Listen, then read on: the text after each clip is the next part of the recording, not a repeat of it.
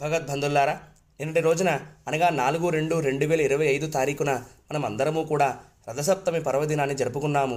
సూర్యభగవానుడు మన కంటికి కనిపించే ప్రత్యక్ష దైవము. అరితి కశ్యప మహర్షికి మాఘమాస శుక్లపక్ష సప్తమి నాడు జన్మించాడు.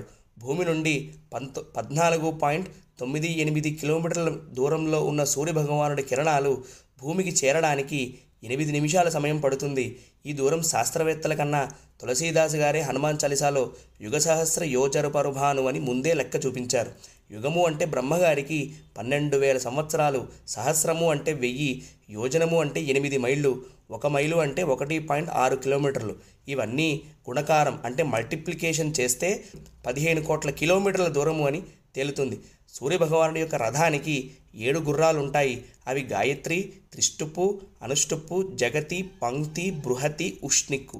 ఈ 7 గుర్రాలు కూడా 7 రంగులు, 7 రోజులు, 7 ఛందస్సులకి ప్రతీక.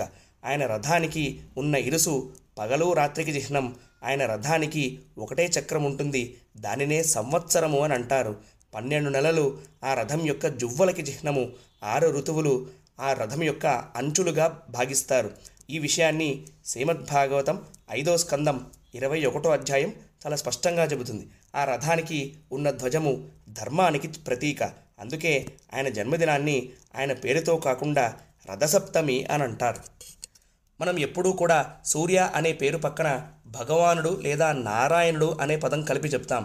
ఎందుకలా చెబుతాము అంటే ఆయనకుండే 7 గుర్రాలకి 7 ఛందస్సులు చిహ్నం అని ఇందాక చెప్పుకున్నాం. బృహత్సామ తథాసామ్నాం గాయత్రి ఛందసామహం.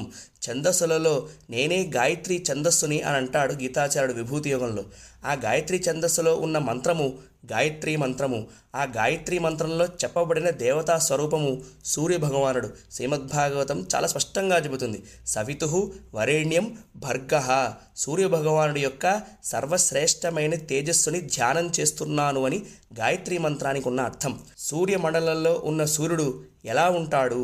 ధ్యేయ సదా సవితృమండల మధ్యవర్తి నారాయణ సరసిజాసన సన్నివిష్టః కేయూరవాన్ మకరకుండలవాన్ కిరీటీ హారీ హిరణ్మయ వపుః ధృతశంఖ చక్రః.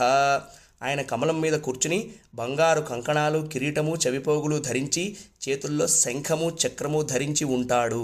భగవానుడు అంటే షడ్గుణైశ్వర్య సంపన్నుడు. నారాయణుడు అంటే సృష్టిలో ఉన్న చేతన అచేతనమైన ప్రతి ప్రాణికి, ప్రతి వస్తువుకి ఆధారమైన వాడు అని అర్థం. మనకి ఋతువులు రావాలన్నా, పంటలు పండాలన్నా సూర్యనారాయణమూర్తియే మూలము. ఇటువంటి సూర్యనారాయణమూర్తి యొక్క వైభవాన్ని చెప్పే సూర్యోపనిషత్తులోని విషయాన్ని రేపటి రోజు నుండి తెలుసుకోవడానికి ఒక ప్రయత్నం చేద్దాం.